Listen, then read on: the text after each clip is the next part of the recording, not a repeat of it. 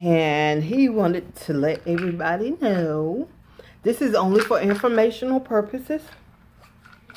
This should help if you're feeling like you have been in contact with the thing that's going on today.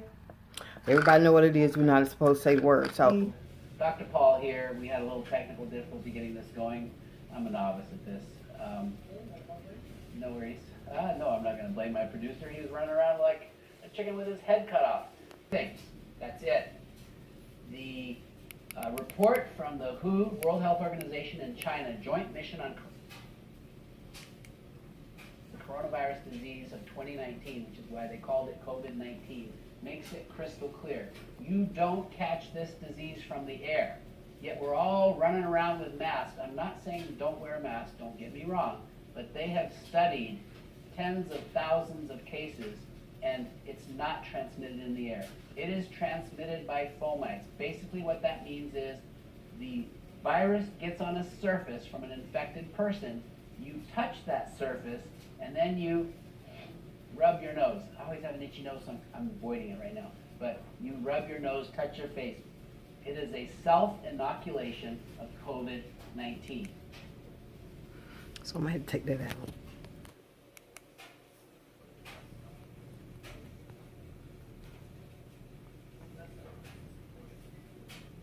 So the best supplements for good immunity, that is the question. I'm so grateful you asked it because it's vital. What keeps us healthy is a healthy immune system. Hands down, that's it. Now, if they come up with a vaccine that ends up being safe, which unfortunately they're not even doing placebos with the first initial trial, but if they end up with a vaccine that ends up being well tested, long-term safety testing, and it works, great. But in the meantime, and we're talking years before you can know about safety, what keeps us healthy since the beginning of time is a healthy immune system. So the answer to the question of what supplements, specifically for COVID-19, vitamin C.